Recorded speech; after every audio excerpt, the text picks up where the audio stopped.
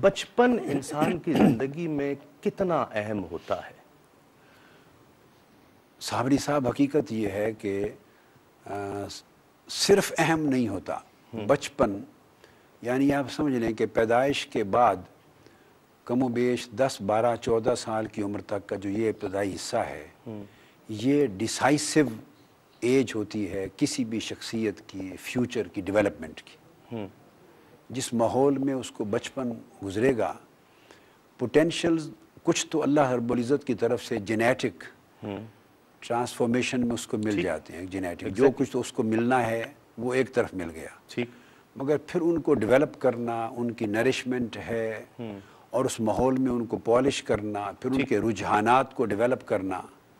مثلا میں ایک بات بتاتا ہوں کہ مجھے یاد نہیں ہے کہ عمر کا میرا کون سا حصہ تھا. اتنی کم سنی کی بات ہے کہ میرے والد گرامی رحمۃ اللہ علیہ نے مجھے اپنی زبان سے نماز پنجگانہ پڑھنے کا حکم دینا تو دور کی بات ہے، نماز تہجد کے لیے بھی زبان سے نہیں کہا تھا. معمول یہ تھا کہ نماز پنجگانہ تو اس زمانے سے شروع ماحول کی وجہ سے ہو گئی، رغبت آ جاتی ہمہ وقت. اور چونکہ اس تھوڑی عمر میں جب شعور بھی نہیں ہوتا کہ مصلے پہ بیٹھ کے کوئی روتا کیوں ہے یا سسکیاں کیوں بند گئی ہیں، اس تھوڑی عمر میں تو ہر رات جب والد گرامی مصلے پہ روتے، زارو قطار سسکیاں بند جاتی، اللہ تعالیٰ کی حضور عجز و نیاز کرتے، پھر وہ قصیدہ بردہ بطور وظیفہ 166 ابیات پڑھتے، قصیدہ غوثیہ پڑھتے، دلائل الخیرات پڑھتے، اور امام شاذلی کی حزب البحر پڑھتے.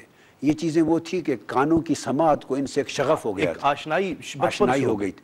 تو ان کا معمول یہ تھا کہ بچپن میں مجھے یہ نہیں فرماتے تھے کہ بیٹے تہجد کا ٹائم ہو گیا اٹھو، نہ، انہوں نے آ کے ایک لوٹے میں پانی، اگر سردیوں کی راتیں ہیں تو پانی گرم کر کے سیڑھیوں میں رکھ دینا، اور مجھے فرمانا کہ بیٹے آہستہ، ان کے قدموں کی آہٹ سے میری آنکھ کھل جاتی تھی، فرمانا کہ بیٹے میں نے وضو کا پانی رکھ دیا ہے، اور جب وضو کر لو تو آپ کے لیے چائے اور سون حلوہ یا کوئی ایسی چیز بھی آپ کے کمرے میں رکھ دی ہے تہجد کے بعد تاکہ کھا سکو. واہ.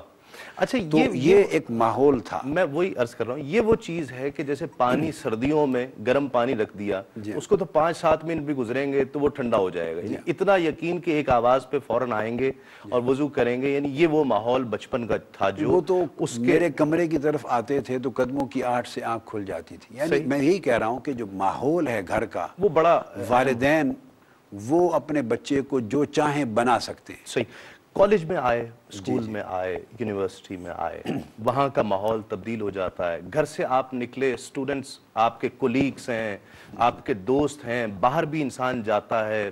بچپن میں خواہ بہت ہی علمی، روحانی، ادبی، اسلام کھیل سے بھی منع نہیں کرتا ہے، وہ تمام روٹینز بھی ہیں، تمام مصروفیات بھی ہیں. کالج لائف اس کا کتنا اثر تھا؟ ہاں، میری زندگی میں بچپن سے لے کے زمانہ طالب علمی کے اختتام تک 2 چینلز زندگی کے ساتھ ساتھ چلے ہیں، اور کوئی ایک بھی دونوں میں سے منقطع نہیں ہوا. میری ساری تعلیم انگلش میڈیم سکول میں ہوئی ہے، سیکرڈ ہارٹ سکول میں. میرے والد صاحب کا ایک کنسیپٹ تھا، وہ سمجھتے تھے کہ جتنے فیوچر میں، وہ میرا ایک فیوچر دیکھتے تھے اپنی آنکھوں سے، کہ عالمی سطح پر ایسٹ سے ویسٹ تک جس مقام پر وہ دیکھتے تھے اپنے ویژن میں کہ میں اسلام کی عالمی سطح پہ خدمت کرنے کے قابل ہو سکوں، کیا کیا علوم، کیا کیا فنون، کیا کیا سائنسز، اور علم کے کتنے شعبہ جات نیسیسری ہیں، ضروری ہیں کہ ان پر میری مہارت ہو، ان کو، اور پھر وہ کہ طبیعت میں، شخصیت میں دین کے فہم کے لیے اعتدال ہو، جامعیت ہو، ہمہ گیریت ہو، ون سائیڈڈنس نہ ہو، تاکہ انتہا پسندی نہ ہو. تو یہ تھا کہ گھر کے ماحول میں علم، دین، ادب، روحانیت یہ عروج پر تھا. دوسری سمت انہوں نے انگلش میڈیم سکول میں داخل کرایا تاکہ انگلش لینگویج میں بچپن سے وہ میری زبان میں ایسی مہارت ہو جیسے مادری زبان ہوتی ہے.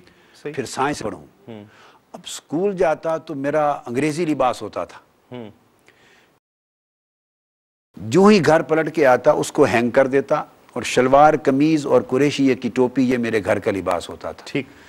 تو دونوں اس طرح چلتے تھے کہ میں جب دینی ماحول کو دیکھتا ہوں تو مجھے اپنی عمر کا وہ حصہ بھی یاد نہیں آتا، یعنی سن شعور سے پہلے، کہ جب سے نماز تہجد شروع کی، جب نماز پنجگانہ شروع کی، نماز اشراق شروع کی، نماز اوابین شروع کی، جیسے کوئی چیز گھٹی میں ڈال دی جاتی ہے۔